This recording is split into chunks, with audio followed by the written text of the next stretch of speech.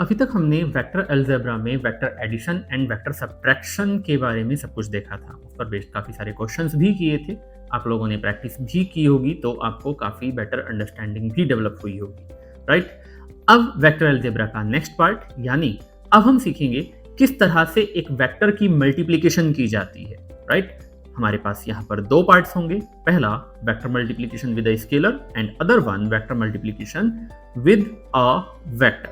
तो देखते हैं इस पर्टिकुलर टॉपिक को लेकर किस तरह से हम आगे बढ़ सकते हैं। सो फर्स्ट हेडिंग है हमारे पास a scalar multiplied with a vector. अगर एक स्केलर क्वांटिटी को वेक्टर के साथ मल्टीप्लाई किया जाए तब यहाँ पर क्या होगा? तो ऑब्वियसली स्केलर कितने तरह के होंगे? दो तरह के। नंबर वन, एक पॉजिटिव हो सकता है या फिर कोई भी नेगेटिव हो सकता है, यानी यहाँ पर दो एस्पेक्ट आएंगे। पहला if we multiply a vector with a positive scalar. अगर हमने किसी वेक्टर को एक पॉजिटिव स्केलर के साथ मल्टीप्लाई किया, तो मान लीजिए हमारे पास एक वेक्टर था, वेक्टर ए। इसको मैंने मल्टीप्लाई किया let's say m times. m एक स्केलर है, m से मैंने इसको मल्टीप्लाई किया तो obviously it will become vector b।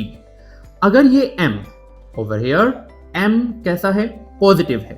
तब हम क्या कहेंगे इसके कंक्लूजन में? इसके कंक्लूजन में कहा जाएगा b का magnitude m times magnitude of a होगा एंड डायरेक्शन ऑफ b या vector b will be same as of vector a। कि यहां पर जो b का मैग्नीट्यूड होगा वो m टाइम्स a हो जाएगा। अगर आप किसी भी वेक्टर को मल्टीप्लाई करते हो किसी स्केलर के साथ तो जो नया वेक्टर बनेगा उसके लिए क्या होगा वहां पर कि उसके लिए जो पुराना वेक्टर है उसमें अगर आप उस स्केलर को मल्टीप्लाई कर देते हो तो नए वेक्टर का magnitude scalar times the old vector होगा, जबकि जो डायरेक्शन है दैट विल रिमेन्स सेम। अब second, if we multiply a vector with a negative scalar that means क्या होगा यहाँ पर? इमेजिन कि हमारे पास एक नया वेक्टर बन जाएगा, वेक्टर c, जिसकी वैल्यू होगी n times of vector a। यानी जो n है यहाँ पर if it is less than zero क्यों? ताकि हम उसको नेगेटिव कह सकें। अब अगर ये नेगेटिव है तब भी अगर देखा जाए तो c का जो मैग्नीट्यूड है that will be the magnitude of vector a times magnitude of n। यानी आप उस माइनस साइन को इग्नोर करेंगे और जो मैग्नीट्यूड होगा that will B n times of vector a। मान लीजिए -5 से मल्टीप्लाई किया है तो मैग्नीट्यूड 5 टाइम्स हो जाएगा।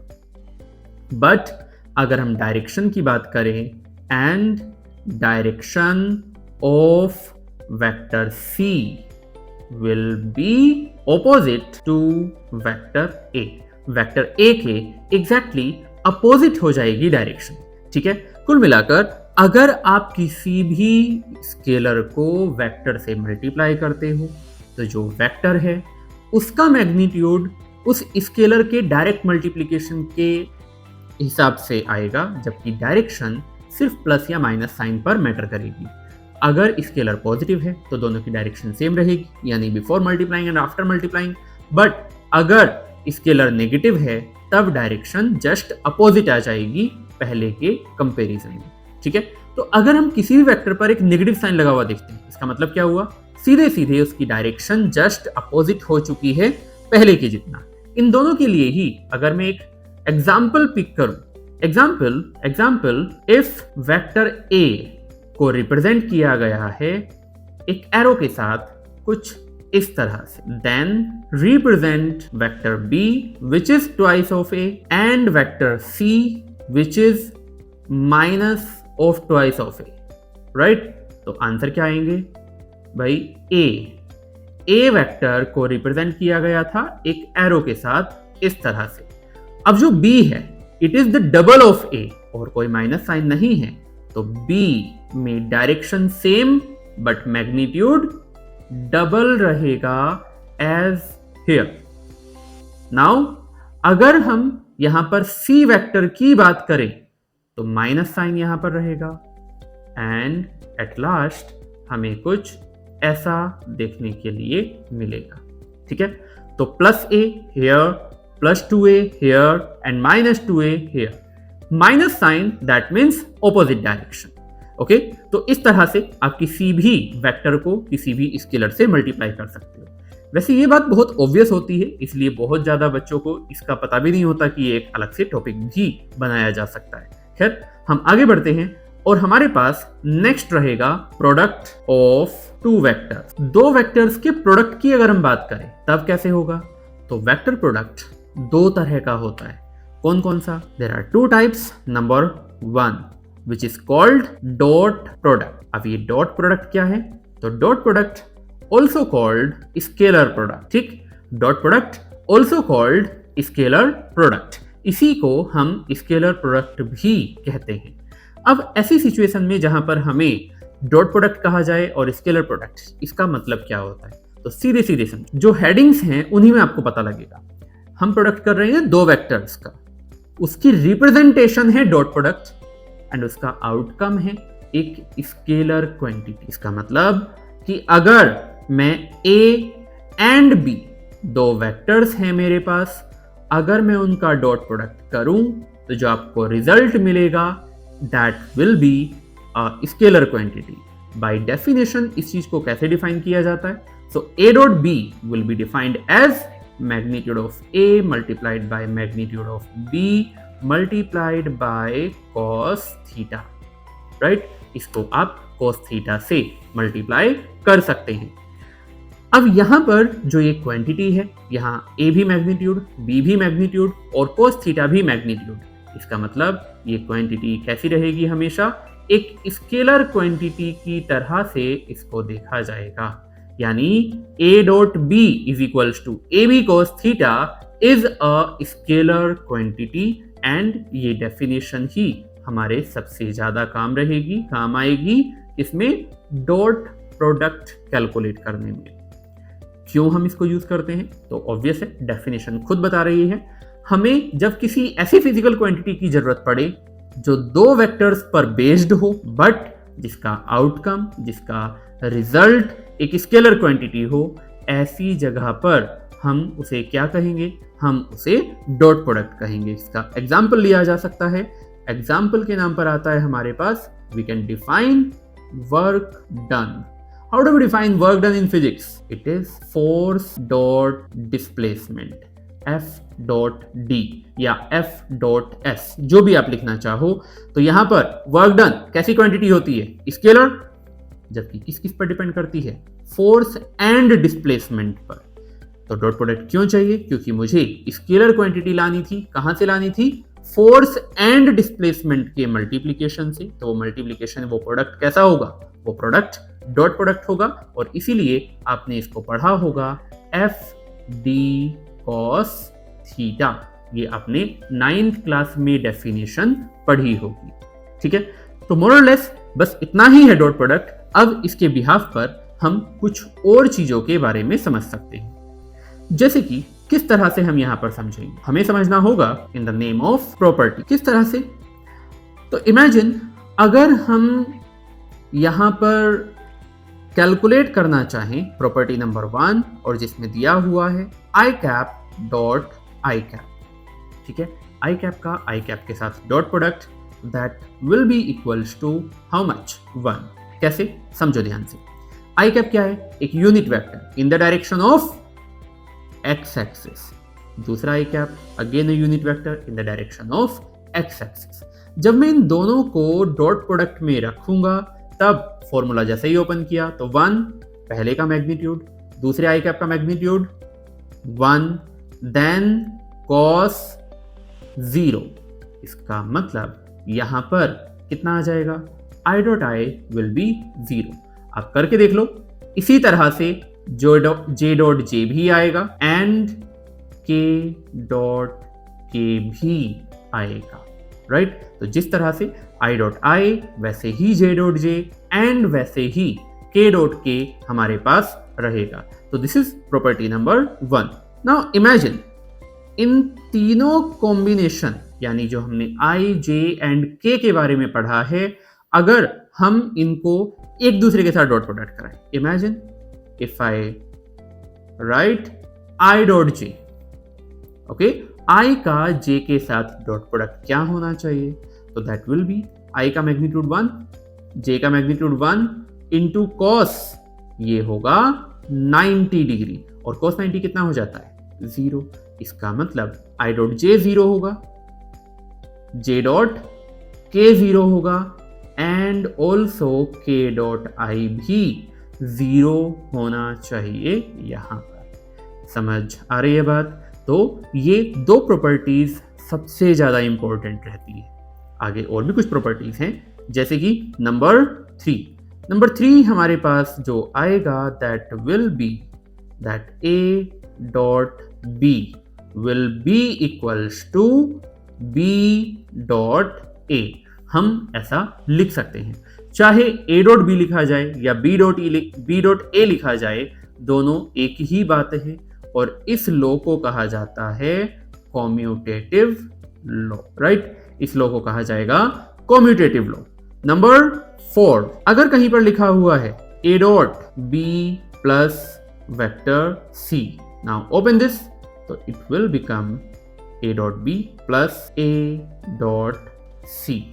इसका मतलब हम नॉर्मली जिस तरह से अरिथमेटिक सॉल्व करते हैं, पॉलिनोमियल्स आपने सॉल्व करने सीखे, यानी अगर मुझे ब्रैकेट को ओपन करना है तो सेम उसी तरह से ओपन होगा जैसे आप आज तक करते आए हैं, यानी दिस फॉलो डिस्ट्रीब्यूटिव लॉ, ठीक है? तो इसे कहेंगे हम यहां पर डिस्ट्रीब्यूटिव लॉ। नाउ अब इमेजिन करो property number 5, if vector A, if it is given as a1 I cap plus a2 j cap plus a3 k cap, अगर ये हमें ऐसा दिया हुआ है, and vector b is given as b1 I cap plus b2 j cap plus b3 k cap, अगर ये हमें कुछ ऐसा दिया हुआ है, फिर हमसे अगर कोई पूछे तब ए डॉट बी कितना होगा, ये हमें कैलकुलेट करना है। So what will happen, a1 I cap plus a2 j cap plus a3 k cap के साथ डॉट करेंगे b1 I cap plus b2 j cap plus b3 k cap, ठीक, यहां पर आएगा। अब अगर मैं डॉट प्रोडक्ट को फॉलो करूं तो क्या आना चाहिए? ध्यान से समझो। हम जब इसको ओपन करेंगे तो यहां से आएगा a1 b1 I cap dot I cap, right, plus a1 b2 I cap dot j cap plus a1 b3 I cap dot k cap, ठीक है, plus a2 b1 j cap dot I cap plus a2 b2 j cap dot j cap plus a2 b3 j cap dot k cap, and at last a3 b1 k cap dot I cap plus a3 b2 j cap dot k cap plus a3 b3 k cap dot k cap। Simply आप किसी भी 3/3 के multiplication को ऐसे ही open करोगे। अब यहां पर जो स्टार्टिंग में हमने दोनों प्रॉपर्टीज लिखी थी, look and follow them, j dot k 0, k dot i 0 and i dot j 0, यानी जहां पर भी सेम कैप को मल्टीप्लाई किया गया है वहां पर 1 आएगा, और जहां पर भी ये दोनों क्वांटिटी स्विच हुई हैं वहां पर 0, जैसे 0 0 0 0 0 एंड 0। कुल मिलाकर out of 9 the 6 quantities becomes 0। तो हमें एट लास्ट क्या मिला बच्चों? यहां से हमें मिलता है a1 b1 plus a2 b2 plus a3 b3। कुछ इस तरह से हमें यहां पर a डॉट b मिल जाएगा। तो आप इसको डायरेक्टली भी समझ सकते हो। ये जो मिला हमें, क्या मिला कि जो A गिवन था एंड जो B गिवन था उसमें A1 B1 की मल्टीप्लिकेशन प्लस A2 B2 की मल्टीप्लिकेशन प्लस A3 B3 की मल्टीप्लिकेशन हमें यहाँ पर मिली है। यानी अगर मुझे कोई भी डायरेक्टली क्वेश्चन गिवन है, जैसे कि एक एग्जांपल ही ले सकते हैं, इमेजिन अगर हमसे कहा जाए if vector A is equals to 2i cap plus 3j cap plus k cap and vector B is equals to 3i cap plus j cap minus k cap, कुछ इस तरह से अगर मुझे यहां पर गिवन है और फिर कहा जाए फाइंड a डॉट बी, अगर हमें अब a डॉट बी फाइंड करना है तब क्या होगा यहां पर कि सीधे सीधे जब आप a डॉट बी फाइंड करेंगे तो आपको i j k कैप के कोफिशिएंट्स को corresponding i cap j cap k cap के कोफिशिएंट से मल्टीप्लाई करना होगा। तो यहाँ पर i j k, यहाँ पर भी i j k, क्या करोगे i का i के साथ 2 into 3 plus 3 into minus 1 plus 1 into minus 1, कितना हुआ 3 two 6 minus 3 minus 1 is 2 and that is a dot B. ठीक है, तो ये हमारे पास इस तरह से डॉट प्रोडक्ट रहेगा और आप किसी भी डॉट प्रोडक्ट को बिल्कुल ऐसे ही सॉल्व कर सकते हैं। समझ आया सबको? ठीक है, तो ये डॉट प्रोडक्ट करने का तरीका। अब आगे चलते हैं एंड लेट्स लर्न कि सेकंड तरह से किस तरह से दो वेक्टर्स का प्रोडक्ट किया जा सकता। अब यहाँ पर नेक्स्ट प्रॉपर्टी अगर देखी जाए तो प्रॉपर्टी नंबर 6, अगर if vector A dot vector B if it comes out to be 0, अगर ये 0 आ जाए, अगर दो वेक्टर्स का dot product if it is equals to 0, इसका मतलब क्या है? तो इसका मतलब सीधा सा है कि यहां पर जैसे ही आप इसको ओपन करेंगे तो a डॉट बी यानी AB cos theta that is equals to 0, that means cos theta is equals to 0, that means theta is equals to 90 degree. यानी जब भी आपको a डॉट बी 0 के बराबर मिले, इसका मतलब vector A is perpendicular to vector B और vector A and vector B are orthogonal vectors. अगर मुझे A डॉट B 0 के बराबर दिख रहा है तब vector A and vector B both will be orthogonal vectors. ठीक है, इनको हम ऑर्थोगोनल वेक्टर्स कहेंगे। ये एक बहुत ही अच्छी प्रॉपर्टी होती है, कई बार डायरेक्टली इसको क्वेश्चन में यूज किया जाता है। किस तरह से समझ लीजिए, इमेजिन अ क्वेश्चन जिसमें गिवन है if vector A which is given as a I cap plus 2j cap plus 3k cap and vector B which is I cap minus j cap plus k cap are orthogonal vectors, then find A। तब हमें यहां पर A find करना है। तो इस तरह का बहुत ही नॉर्मल सा क्वेश्चन हमारे सामने दिया जा सकता है जिसमें vector A and vector B यहां पर गिवन होते हैं। A या B में से किसी एक जगह पर आपको एक अननोन वेरिएबल रख दिया जाएगा एंड आपको वेक्टर कैलकुलेशन, वेक्टर प्रोडक्ट की हेल्प से उस A की या जो भी वेरिएबल रखा गया है उसकी वैल्यू निकालनी रहेगी। तो हम क्या लिखेंगे? Because vectors are orthogonal that means A dot B will be equals to 0. A dot B 0 रहेगा because these are orthogonal vectors। अब डॉट प्रोडक्ट करेंगे यहाँ पर I का I के साथ यानी A इंटू 1, J का J के साथ that means 2 into minus 1 and K का K के साथ यानी 3 into 1 and that will be equals to 0।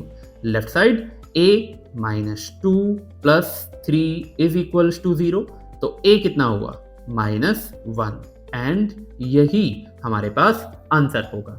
तो बस इस तरह के काफी सारे छोटे छोटे क्वेश्चंस हमें देखने के लिए मिलते रहते हैं जिनको आप कह सकते हो this questions are directly on dot product.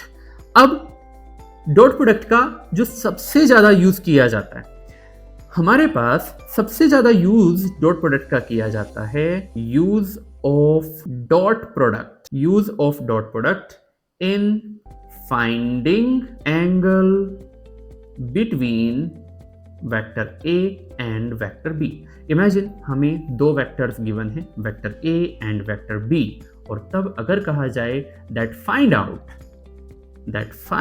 The angle between vector A and vector B, तब हम क्या करेंगे?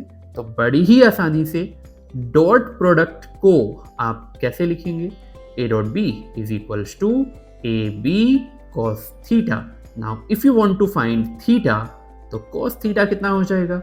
cos theta will be simply equals to a dot b upon ab. ठीक है, जो cos थीटा होगा वो a dot b upon ab के बराबर होगा। यानी अगर आप डॉट प्रोडक्ट को अलग से निकाल सकें, जैसे हमने directly i cap j cap के लिए देखा था, तब हम सीधे cos थीटा कैलकुलेट कर सकते हैं। जैसे इसके लिए भी अगर एक क्वेश्चन लिया जाए, क्वेश्चन कैसा हो सकता है? If vector a is 3i cap minus j cap plus k cap and vector b is 4i cap plus 2j cap minus k cap, then find angle between vector A and vector B. तो क्या angle होगा इन दोनों के बीच में? तो क्या करना रहेगा? हमें ये फॉर्मूला लगाना है which is cos theta is equals to a dot b upon ab, जिसमें से हम a dot b कितना आ जाएगा? a dot b 3 into 4, यहां पर plus 2 into -1 and plus 1 into -1, ठीक, जिसकी हेल्प से कितना आ गया? 12 minus 2 minus 1, यानी a डॉट b आ गया हमारे पास 9। Magnitude of a will be equals to under root 3 square यानी 9 प्लस 1 प्लस 1, दैट मीन्स ये हुआ हमारे पास 11। Vector b is equals to under root 4 square यानी 16 प्लस 2 स्क्वायर यानी 4 एंड प्लस 1 यानी 21। इन तीन चीजों की हमें जरूरत पड़ती है अगर मुझे कैलकुलेट करना है एंगल बिटवीन टू वेक्टर्स जो कि आई कैप जे कैप के कैप की फॉर्म में गिवन है। सो cos थीटा कितना हो जाएगा? cos थीटा हो जाएगा यहाँ पर a dot b upon a magnitude into b magnitude. तो a डॉट b कितना हुआ? 9, a का मैग्नीट्यूड कितना आया? रूट ओवर 11, b का मैग्नीट्यूड कितना आया? Root over 21। तो cos theta how much it will be? It will be 9 upon, चाहे तो आप अंदर वाली क्वांटिटीज को मल्टीप्लाई कर सकते हो, कितना आ जाएगा? 9 अपॉन 231, ये हमारे पास cos थीटा रहेगा।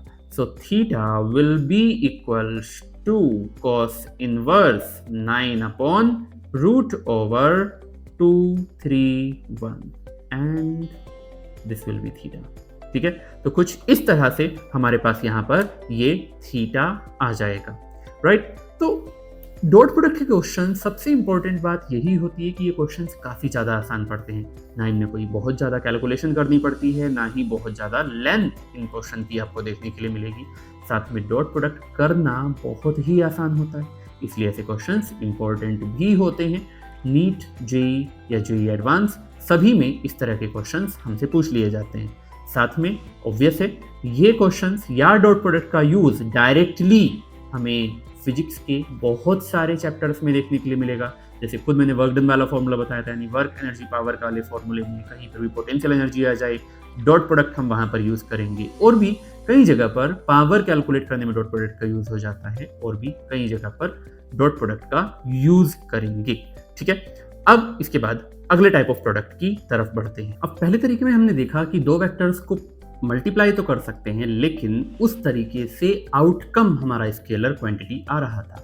नाउ बाय चांस अगर मुझे एक ऐसी क्वांटिटी के लिए दो वेक्टर्स को प्रोडक्ट करना है जिससे उसका आउटकम खुद एक वेक्टर क्वांटिटी आए, तब हम यहाँ पर क्या करेंगे?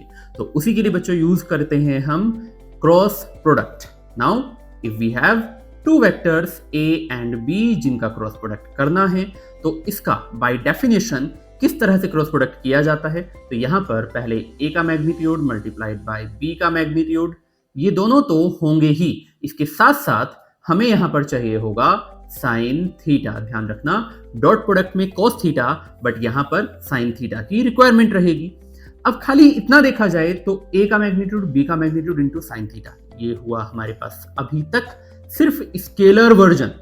यानी वेक्टर बनाने के लिए मुझे क्या करना होगा, इसकी डायरेक्शन यानी यूनिट वेक्टर को यहां पर मल्टीप्लाई करना होगा, और इस तरह से डेफिनेशन दी जाती है क्रॉस प्रोडक्ट की। इस तरह से यहां पर ए क्रॉस बी हमारे सामने आ जाता है। इसमें से N cap is actually a normal vector which is perpendicular to the plane containing vector A and vector B। ठीक है, एक नॉर्मल वेक्टर क्या कहते हैं इसको? एक नॉर्मल वेक्टर है which is perpendicular to the plane containing vector A and vector B। इन दोनों को कंटेन करने वाले प्लेन के जो परपेंडिकुलर हमारे पास वेक्टर होगा उसको कहा जाएगा नॉर्मल वेक्टर। वही है यहाँ पर n कैप। इसको मेजर करने के लिए टू मेजर और to find the direction of N cap we can use right hand thumb rule. ठीक है, राइट हैंड थंब रूल की हेल्प से हम इसको फाइंड कर सकते हैं। तो ये हमारे पास क्रॉस प्रोडक्ट है। यहां पर कुछ और काम की बातें, जैसे कि अगर कोई पूछे कि ए क्रॉस बी का मैग्नीट्यूड कितना होगा, then that magnitude is only A vector into B vector into sine theta only. ठीक है, जो वेक्टर होगा वो कैसा होगा, A vector into B vector, that will be equals to A mod into B mod into sine theta. यानी सिर्फ जो एन कैप है वो वहां पर क्यों है, सिर्फ डायरेक्शन बताने के लिए। अब चलते हैं यहां पर इसकी प्रॉपर्टीज देखते हैं। तो प्रॉपर्टीज ऑफ क्रॉस प्रोडक्ट क्या रहेंगी प्रॉपर्टीज? तो प्रॉपर्टीज होंगी हमारे पास number 1, if I multiply I cross I का आई के साथ क्रॉस करना कितना आएगा, आई का मैग्नीट्यूड 1, दूसरे आई का मैग्नीट्यूड 1 इंटू साइन आई का आई के बीच में एंगल कितना 0। क्रॉस प्रोडक्ट में एन कैप जो था सो था, बट उससे पहले ही साइन 0 की वैल्यू कितनी हो जाएगी 0। इसका मतलब साफ साफ है कि अगर हम j क्रॉस j करेंगे तो वो भी 0 आएगा, एंड k क्रॉस k करेंगे तो वो भी 0 आएगा।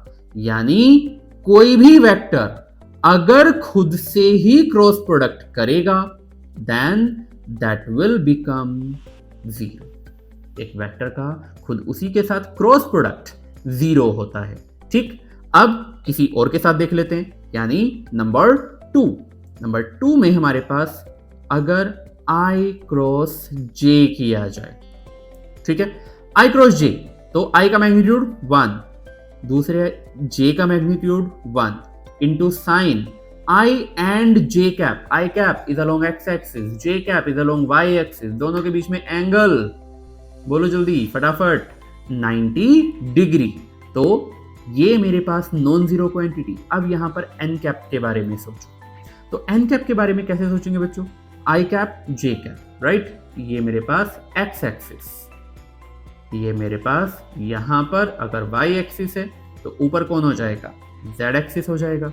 नाउ i क्रॉस j यानी x क्रॉस y किस साइड गया, तो x क्रॉस y, मेरे हैंड की मूवमेंट देखोगे तो x क्रॉस y, थंब कहां जा रहा है ऊपर, राइट हैंड हमें यूज करना है, तो x क्रॉस y कहां गया, ऊपर की तरफ उसका थंब गया। दैट मीन्स यहां पर जो क्रॉस प्रोडक्ट आएगा that will B k cap. इस तरह से j cross i cross j हमारे पास हो जाएगा k कैप, ये k कैप होगा। ठीक है, नंबर, अब अगर हम इसमें आगे समझे तो i क्रॉस j जिस तरह से k कैप हुआ उसी तरह से साइक्लिक ऑर्डर पिक कर लो। कैसे साइक्लिक ऑर्डर, भाई हमारे पास i j k, 3 unit vector होते हैं जो एक्स वाई और जेड एक्सिस को डिफाइन करते हैं। तो आई क्रॉस जे अगर के है तो जे क्रॉस आई कितना हो जाएगा, जे क्रॉस के हो जाएगा हमारे पास आई, यानी इसी में क्या लिखेंगे हम, जे क्रॉस के will become I cap and K cross I will become how much, J cap। ये हमारे पास दोनों पॉइंट्स हैं यहां पर, ठीक।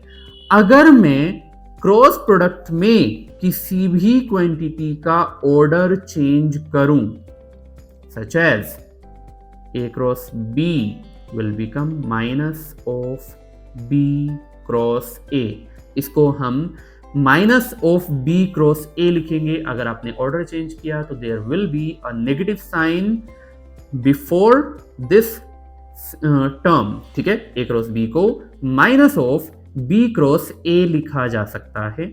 अब ऐसी सिचुएशन हमारे पास किस काम आएगी, तो देखिए जैसे ऊपर वाले टर्म्स लिखे हुए थे इन्हीं को लिखा जाए। आई क्रॉस जे कितना था, माइनस के, सॉरी प्लस के, तो जे क्रॉस आई कितना आएगा, माइनस के कैप आ जाएगा, एंड के क्रॉस जे कितना आ जाएगा, माइनस आई कैप आ जाएगा, एंड आई क्रॉस के कितना आ जाएगा, माइनस जे कैप आ जाएगा, ठीक है। समझ आया। तो इस तरह से कोई भी यूनिट वेक्टर्स में जब मल्टीप्लिकेशन करते हैं, जब क्रॉस प्रोडक्ट करते हैं, तो ध्यान रखना पड़ता है क्या आप उसी के साथ क्रॉस प्रोडक्ट कर रहे हो तो वो कितना हो जाएगा, 0, ठीक। अगर हमने i का j के साथ, j का k के साथ इस तरह से क्रॉस प्रोडक्ट किया है तब हमें डिफरेंट वैल्यूज मिलेंगी। याद रखने के लिए एक ये भी ट्रिक लगाई जा सकती है, ड्रॉ अ सर्कल, राइट। अब इसमें साइक्लिक ऑर्डर में i cap, j cap and k cap लिखो, ठीक। साइक्लिक ऑर्डर में आई कैप, जे कैप एंड के कैप लिखना है। अब अगर हम सेम साइकिल में चल रहे हैं, आई जे का रिजल्ट है के, जे के का रिजल्ट है आई, जे के आई का रिजल्ट है जे। अगर हम उल्टे चले तो रिजल्ट्स कैसे हो जाएंगे, नेगेटिव हो जाएंगे, उसमें पॉजिटिव नहीं बचेगा, वो नेगेटिव काउंट किया जाएगा। समझ आई बात। तो इस तरह से हम i का j के साथ, j का k के साथ एंड वाइस वर्सा हम इन सब का क्रॉस प्रोडक्ट करना सीख सकते हैं। अब कुछ और बातें, जैसे कि a cross b is equals to minus of b cross a, so क्या लिखेंगे हम यहाँ पर, does not follow commutative property, does not follow commutative property, ठीक। ऐसी कंडीशन में हमारे पास a क्रॉस b, क्योंकि b क्रॉस a के बराबर नहीं है, minus of b cross a के बराबर है, तब ये डज नॉट फॉलो, यानी हम क्या कहेंगे इसको, that it does not follow commutative property, हमें ऐसा लिखना होगा, ठीक है। अब अगर हम यहां पर थोड़ी और भी चीजों की बात करें, जैसे हमने डॉट प्रोडक्ट में देखा था, if a cross b plus c vector, right. अगर कुछ ऐसा यहां दिया हुआ है तब when you open it then it will be a cross b plus a cross c, ऐसा हम लिख सकते हैं। इसका मतलब क्या लिखेंगे, follow distributive law, distributive law को फॉलो करता है, ये हम यहाँ पर लिख सकते हैं। तो कुछ ही बेसिक प्रॉपर्टीज हैं जो हमें क्रॉस प्रोडक्ट में काम आएंगी।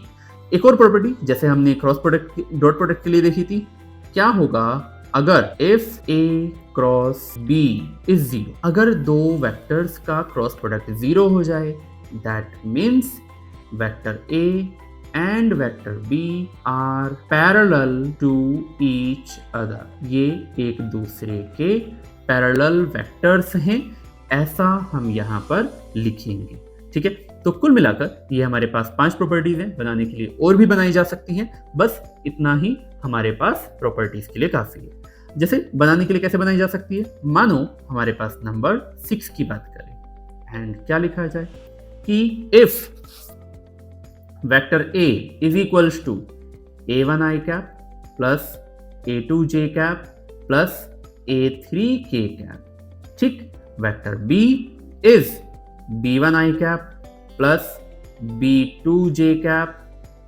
Plus B3 K cap.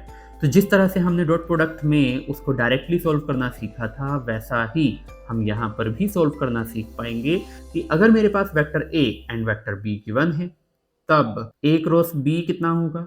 तब A क्रॉस B में आप एक यहाँ पर डिटर्मिनेंट बनाएंगे, मैट्रिक्स बनाएंगे और उसको सॉल्व करेंगे।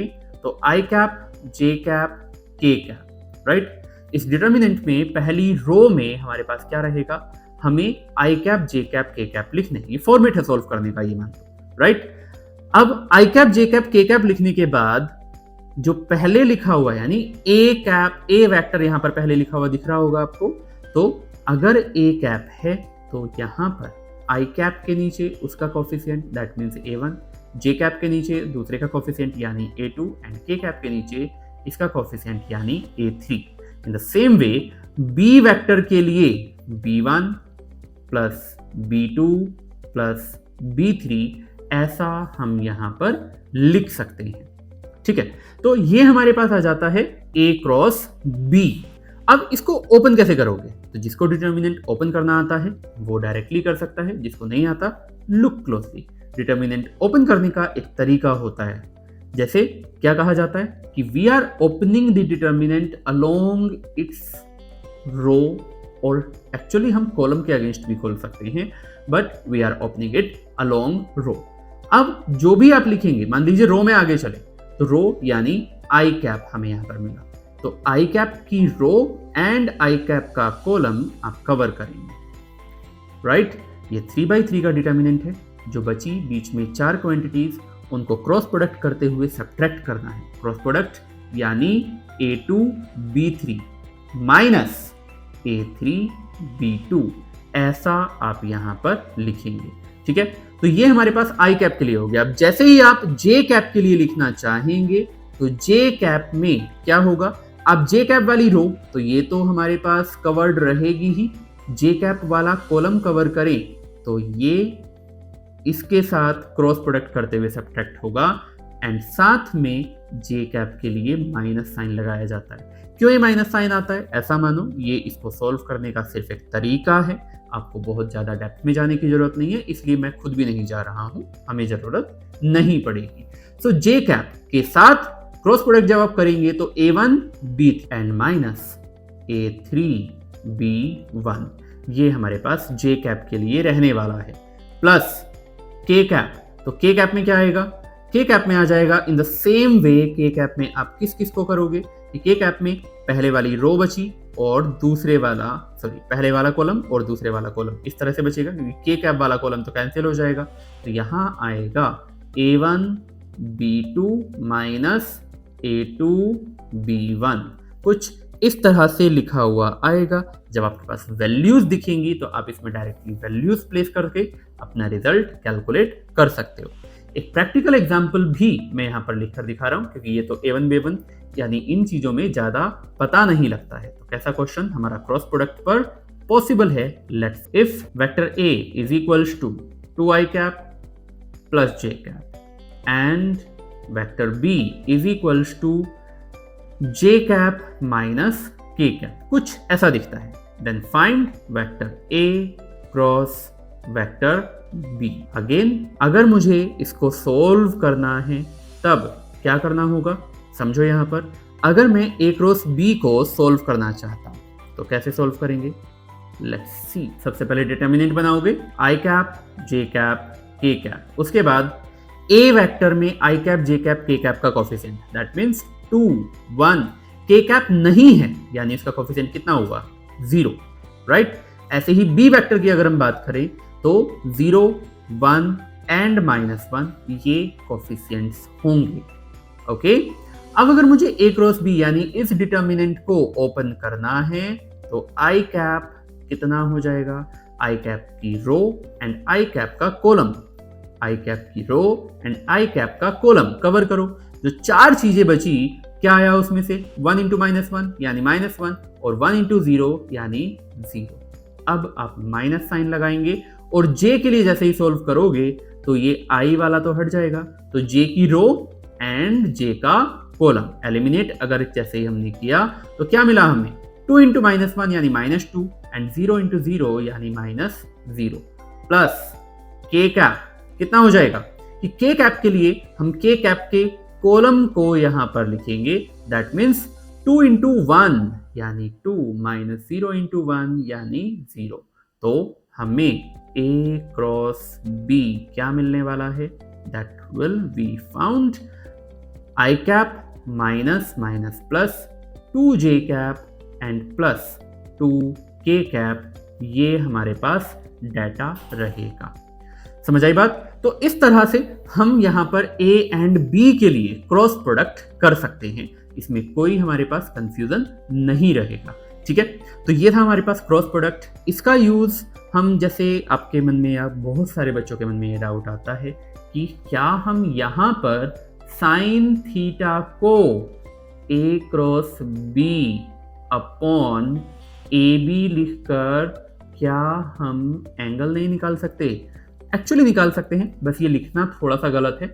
आप यहाँ पर एक मोड लगा लें अगर, तब आप निकाल सकते हो, बट यूज नहीं करते क्रॉस प्रोडक्ट को एंगल निकालने के लिए। रीजन इज डॉट प्रोडक्ट आसान पड़ता है, क्रॉस प्रोडक्ट डिफिकल्ट पड़ता है। डॉट प्रोडक्ट को आसानी से सोल्व किया जा सकता है, इसलिए डॉट प्रोडक्ट पर बेस्ड हम cos थीटा वाला फॉर्मूला यहाँ पर अप्लाई करते हैं। ठीक है, तो कुल मिलाकर ये था हमारे पास क्रॉस प्रोडक्ट। इसकी अच्छे से जितनी प्रैक्टिस करोगे उतना ये आपके काम में आए।